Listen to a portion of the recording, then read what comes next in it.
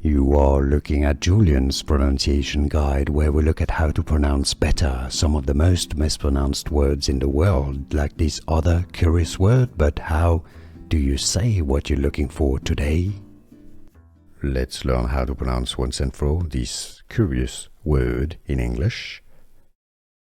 Heterochromia, that's your British English pronunciation here. The American English US pronunciation is a little bit different when your eyes are of different colors.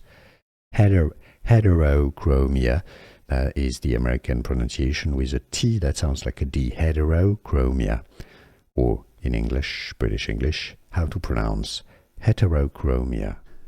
Here are more videos on how to pronounce more confusing words and names too many mispronounced. Like this video if you found it useful. I appreciate your support. I'll see you soon and thanks for watching.